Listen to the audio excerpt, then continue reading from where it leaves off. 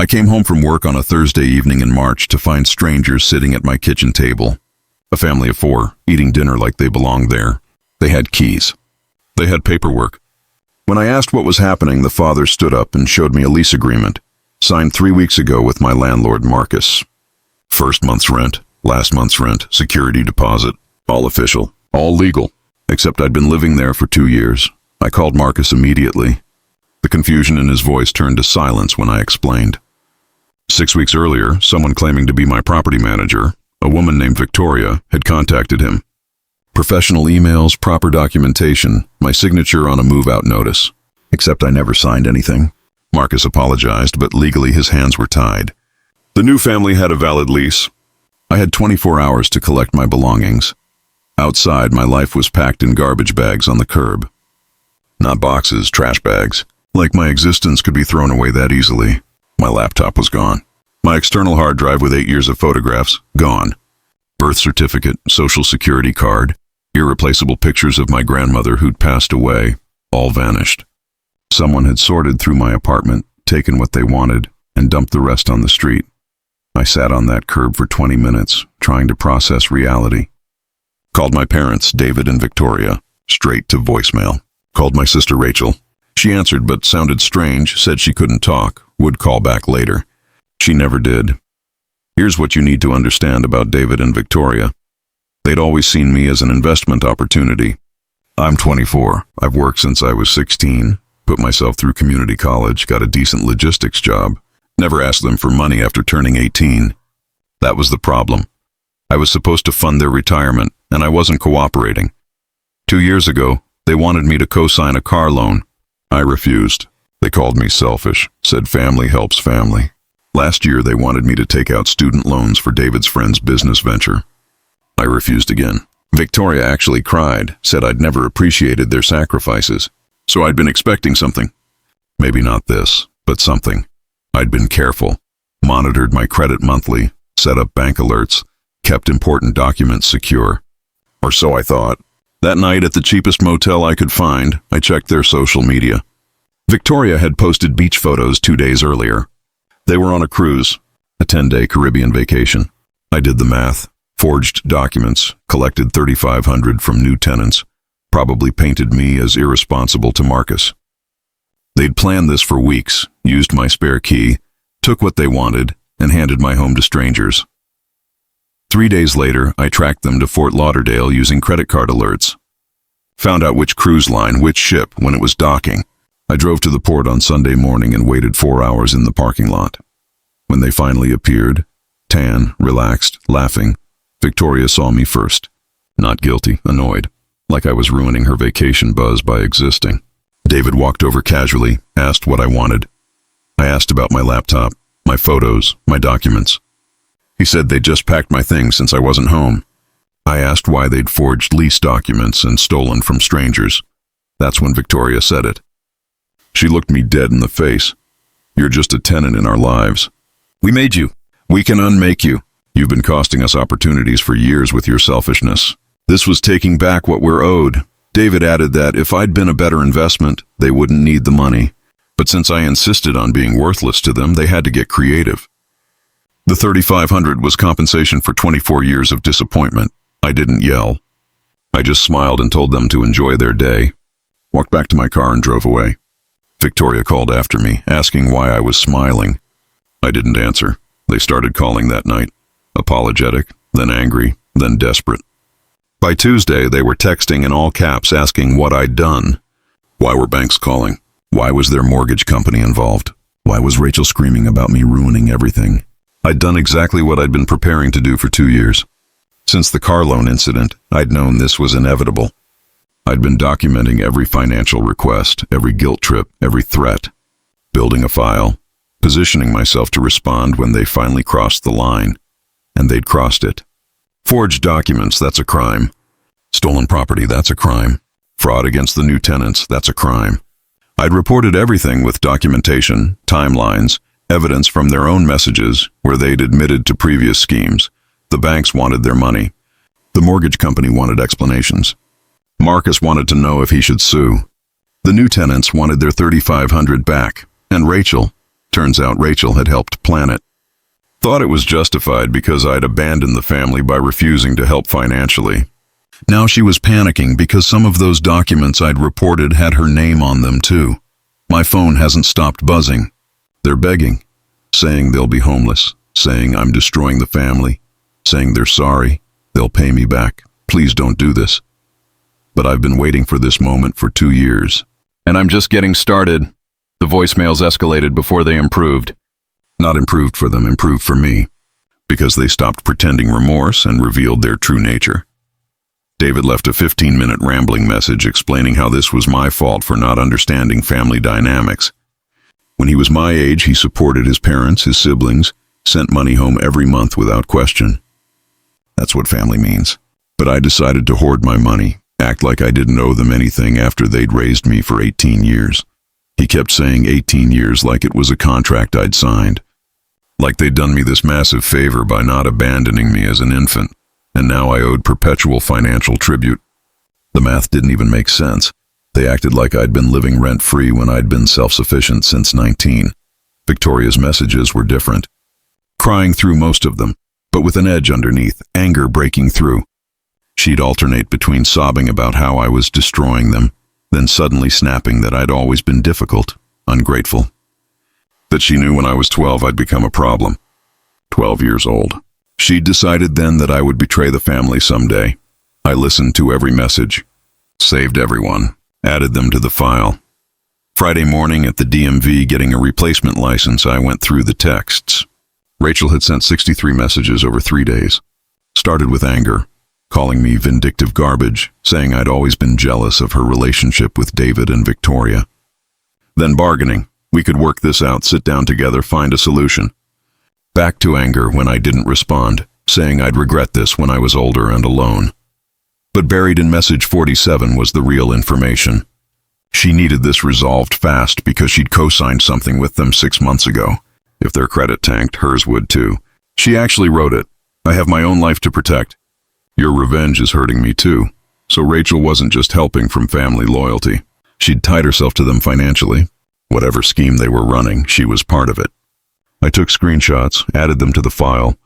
After getting my new license, I walked back to my car. David was leaning against the driver's door. Not threatening, just standing there looking exhausted. He'd lost weight. Looked 10 years older than at the cruise port. He wanted to talk. I asked how he'd found me. He'd been driving around checking places I might be. The DMV was a guess. I got in my car. He grabbed the door before I could close it. He wanted to explain, needed me to understand. They'd been struggling since David lost his job in 2019, had to take a position making 30% less. They'd refinanced the house twice, maxed out credit cards, borrowed from Victoria's sister. They were drowning. Every time they asked for help, I said no. They started realizing I'd never help, so they had to get creative. I asked about the laptop, the photos, my documents. He said they'd sold the laptop to a pawn shop for $300. The external hard drive too. The documents they'd thrown away, I could get replacements. The photos were on the hard drive, so those were gone with whoever bought it.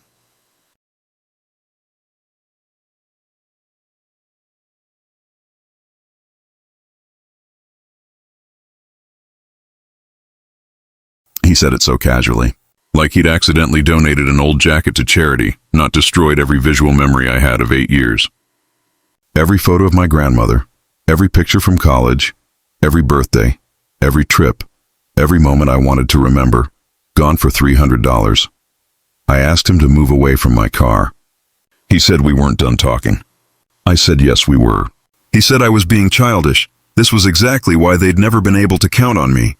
I couldn't have an adult conversation without running away. I started the engine. He stepped back. I drove to my storage unit where I'd been keeping everything from the trash bags. Spent 8 hours sorting through them on a Tuesday night, separating salvageable from destroyed. Most of my clothes smelled like food waste. My books had coffee stains and water damage. But I kept it all for evidence. I called the detective handling the fraud case, left a message about David's admission regarding the pawn shop. That sale might be traceable, might be additional charges, Rachel called. I picked up. She came out swinging. What the hell did I think I was doing? Did I understand I was destroying 3 people over apartment drama? Did I know what this was doing to Victoria's health, David's blood pressure, her credit score, and her ability to buy a house next year with her boyfriend Kevin? I asked why she'd helped them. She said she hadn't helped. She'd just been supportive of them finding solutions to their financial problems. I asked if she knew they'd forge my signature and steal from strangers. She went quiet, then said they'd told her I'd agreed to move out voluntarily, that I'd said they could sublet the place, that it was my idea to help them out. I asked if she really believed that. She said at the time it made sense. I'd been distant lately. They said I was planning to move anyway, but now you're acting like they committed some major crime, when really it was just a family misunderstanding that got out of hand. A family misunderstanding. That's what she called fraud, theft, and forgery. I asked about the co-signing she'd mentioned. She exploded, yelling about how I had no right to throw that in her face. She'd co-signed a car loan for Victoria because that's what family does. Unlike me, who'd apparently decided I was too good for them. The car loan. She'd co-signed after I refused. Megan was the backup plan, the fallback investment. When Valerie's credit tanked from the fraud investigation, Rachel would be on the hook for payments. And her house purchase next year required good credit. The timing was destroying her plans. I asked if she'd ever wondered why they asked her after I refused. If she'd considered that maybe she was just more useful to them than I was. If she'd thought about what would happen when she eventually couldn't give them what they wanted either. She hung up. I sat in the storage facility parking lot going through bank statements on my phone. I'd pulled my credit report earlier in the week, found 2 inquiries I didn't recognize from last year. Both denied. They'd tried to open credit cards in my name and been rejected because I had fraud alerts. They'd been planning this for at least a year, probably longer. My phone rang. Unknown number. The new tenants from my apartment, the wife, Sarah. She sounded nervous, apologetic, asked if we could meet. We met at a park Saturday morning. She and her husband looked exhausted. They'd been dealing with calls from lawyers, police, their previous landlord asking why they'd broken their old lease so suddenly. Sarah explained they'd paid the $3,500 in cash. They couldn't afford to lose it. 2 kids barely scraped the money together by borrowing from her parents. If they couldn't get it back, they'd have to move in with family and the kids would switch schools mid-year. Her husband asked if I could help them get their money back from my parents. If I had any influence, I told them I'd reported everything to police. That restitution would probably be part of any plea deal or judgment. But I couldn't promise anything. I didn't have influence over David and Victoria. I barely had contact with them anymore. Sarah started crying. Quiet tears. They'd been trying for 3 years to save enough to rent a decent place. Now it was gone. Back to square one because my parents saw them as marks. I gave them the detective's contact information, told them to document everything, file their own report, push for restitution. They thanked me but looked defeated. I drove back to the motel, still hadn't found a new apartment because my rental history now showed an eviction. The motel was costing $900 a month, but it was all I could get without a lease check.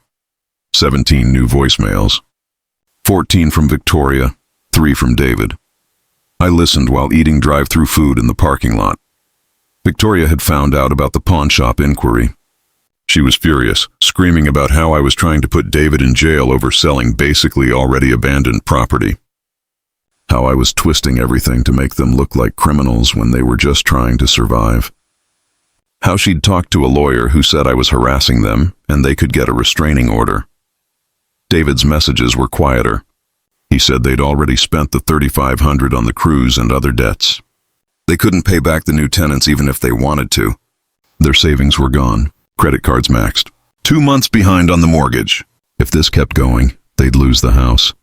Then he said the thing that made me turn up the volume. This is happening because you never learned the most basic truth about family. That your parents make sacrifices for you when you're young, and you make sacrifices for them when they're old. That's the deal. But you broke the deal by refusing to sacrifice. So we had to force the issue.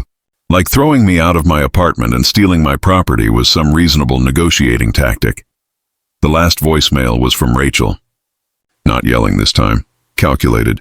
She said she'd been thinking about everything, realized I was probably recording conversations and saving everything for the case. She wanted me to know that if I tried to use anything she'd said against David and Victoria, she'd testify that I'd been planning to hurt them for years. That I'd told her multiple times I wanted revenge. That I'd been waiting for an excuse to destroy them. She'd thought it through. She'd paint me as the villain who'd been planning this all along. Which was actually true. I had been preparing for 2 years, but not the way she'd tell it. She'd make it sound like I was unstable and vindictive instead of protected and prepared.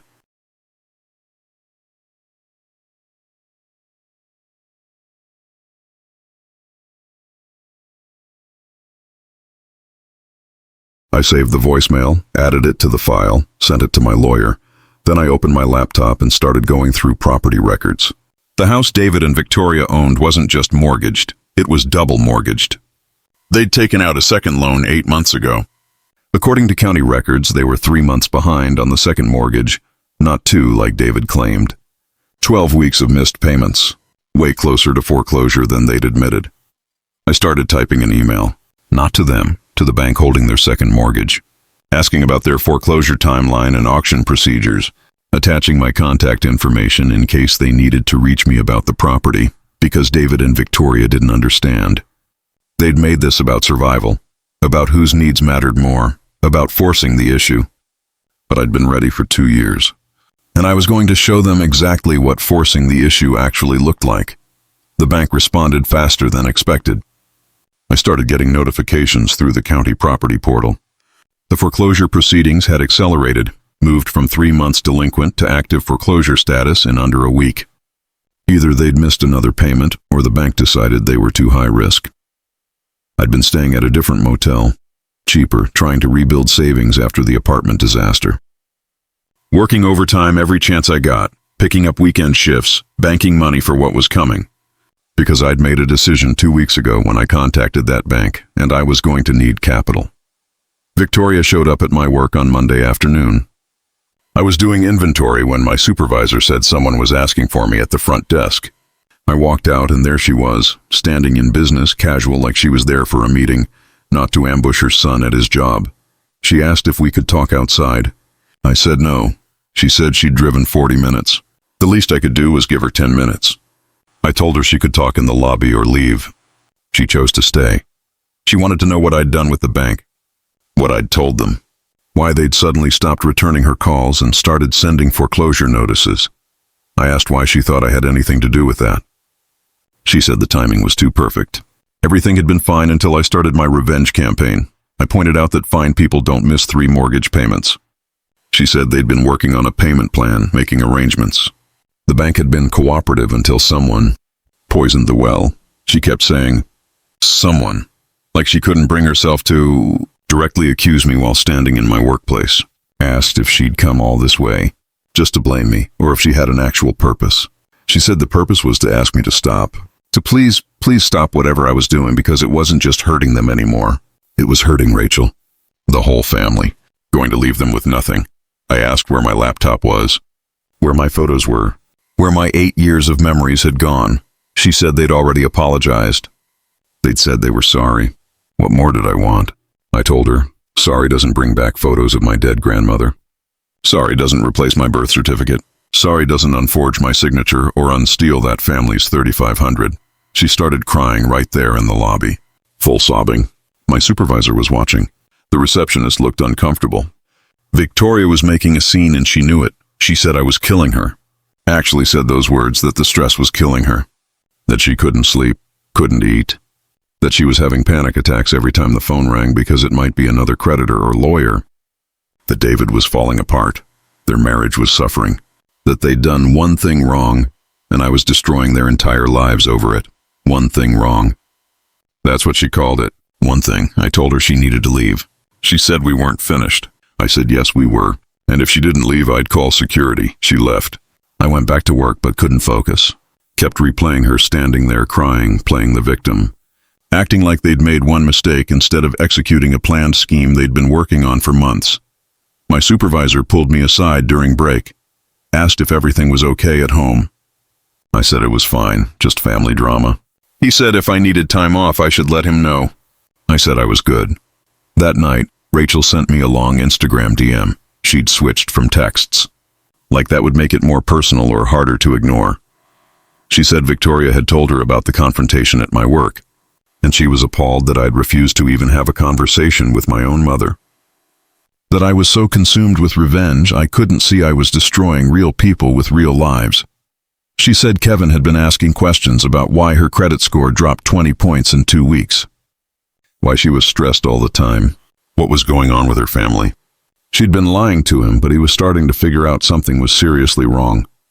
If this kept going, it was going to ruin her relationship. Then she wrote something that made me screenshot everything. Maybe you were right to refuse to help them financially over the years. Maybe I should have done the same because now I'm tied to their sinking ship and you're the one drilling holes in the hull. She said she'd co-signed that car loan because Victoria had begged, had cried, said they'd lose their transportation without it. Now Rachel was getting payment reminders because Victoria had missed 2 car payments along with everything else. 2 car payments on top of the mortgage issues. They were defaulting on everything. I wrote back asking what else she'd co-signed for. She read the message but didn't respond for 3 hours. When she finally replied, just the car, nothing else. And why did it matter anyway? I told her it mattered because if she'd co-signed for anything else, she needed to protect herself before their credit destruction dragged her down completely. She told me I was being paranoid and dramatic. Then asked if there was any way I could talk to prosecutors about dropping charges. If I could tell them I'd change my mind. If I could just let it go and give them a chance to pay back what they owed over time. I asked if she was serious. She said desperate people do desperate things, and if I pushed them into a corner with no way out, I needed to be prepared for what might happen. I asked if that was a threat. She said no, it was a warning, that I was playing with fire and eventually I'd get burned. I stopped responding. Screenshotted everything and sent it to my lawyer. The foreclosure auction got scheduled for 3 weeks out. The notice appeared in county records and the legal section of the newspaper. I'd been checking daily. The property would go to auction on Friday morning at the courthouse steps. Minimum bid set at the outstanding loan balance plus fees. I'd been saving every dollar. Working 60-hour weeks, eating dollar menu food. Staying at the cheapest motel because I'd done the math and I knew what I needed. David called from an unknown number on Wednesday. I almost didn't pick up, but something made me answer. He sounded different, defeated. He said they'd hired a lawyer to try to stop the foreclosure, but the lawyer told them they didn't have grounds. They'd missed too many payments, broken too many promises to the bank. They were out of options. He asked if I knew anything about the auction. If I'd been monitoring it, I said public information was public. He asked if I was planning to do anything about it. I asked what he thought I should do. He said a good son would help his parents keep their home.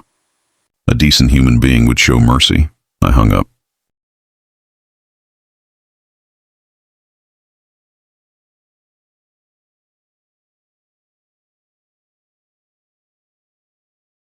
Rachel called an hour later. She'd been talking to David and Victoria, and they'd all agreed they needed to sit down with me face to face. All 4 of us. Work this out like adults. No lawyers, no police, just family. She'd mediate, make sure everyone got to speak. We'd find a solution. I asked what solution she thought existed. She said maybe I could loan them money to catch up the mortgage. Maybe I could co-sign a refinance. Maybe I could talk to the bank on their behalf, since I'd apparently been in contact with them. I asked why she thought I'd do any of that after what they'd done. She said because they were family, and family forgives. I told her forgiveness requires remorse. She said they were remorseful. They'd apologized multiple times. I said apologizing while continuing to manipulate and threaten and try to extract money wasn't remorse. It was just another con. She hung up on me. Sunday morning, I was at a laundromat washing work clothes when David walked in. Not a coincidence. He'd been tracking my location somehow, probably through Rachel, who might still have access to my old location sharing settings I'd forgotten to remove. He sat down next to me while I was folding shirts. Said we needed to have a real conversation man to man without all the drama and emotion. He said he understood why I was angry. If he was in my position, he'd probably be angry too. But anger was a luxury neither of us could afford right now because the situation had escalated beyond what either of us wanted. I asked what he thought I wanted. He said he thought I wanted them to suffer. To feel what I felt. To lose what I lost. And he got that. He really did. But there had to be a point where enough was enough. They'd lost their savings. Their credit was destroyed. They were losing their house. Victoria was having health problems from stress.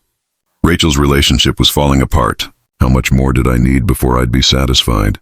I asked if he remembered what he said at the cruise port. About me being a tenant in their lives. About being able to unmake me. He said he'd been angry. Said things he didn't mean. I asked if he remembered what Victoria said. About me being just a disappointment. An investment that didn't pay off. He said she'd been stressed and emotional. I told him those weren't things you say in anger. Those were things you say when you mean them, and the anger just makes you honest enough to admit it. He said I was wrong. They loved me. They'd always loved me. They just made a mistake in how they showed it.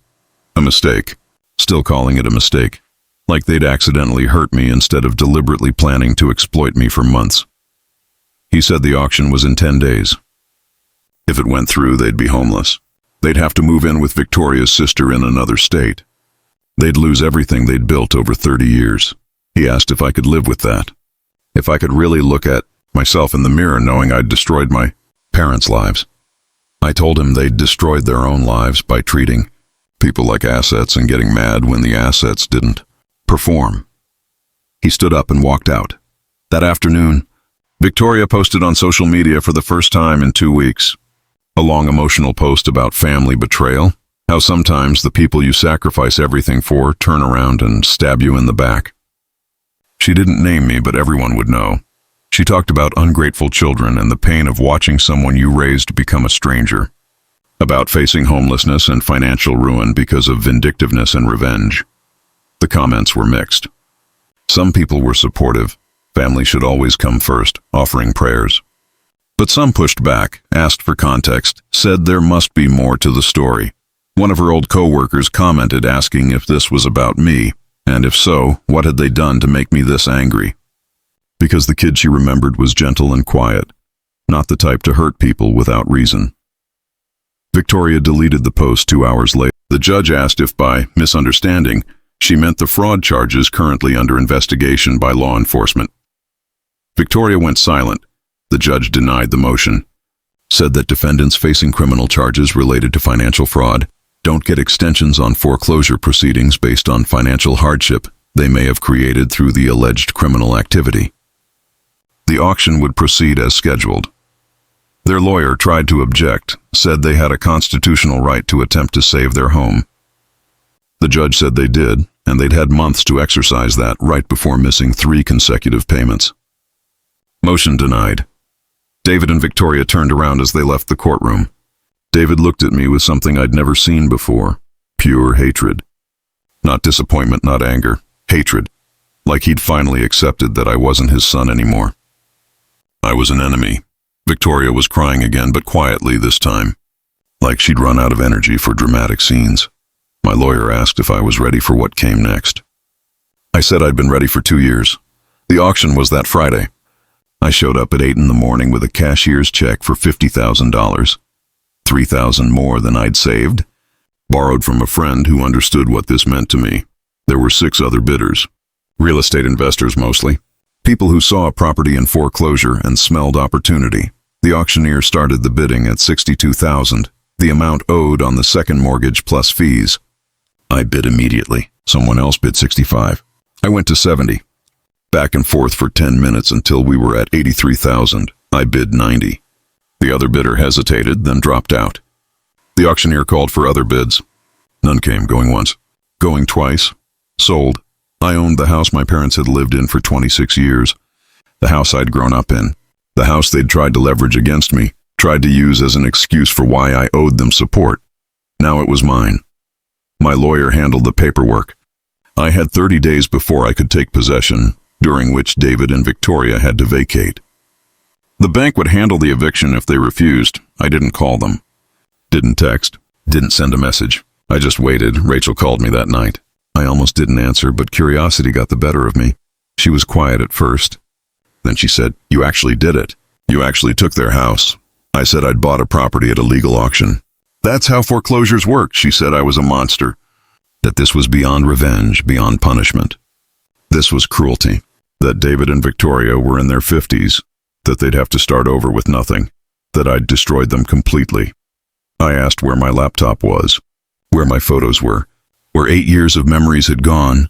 She said that wasn't the same thing, and I knew it. I said it was exactly the same thing. They'd destroyed something I'd built, something I valued, something irreplaceable. Now I'd done the same to them. She said the difference was that they'd been desperate, acting out of survival. I was acting out of vindictiveness. I told her that desperation doesn't justify fraud.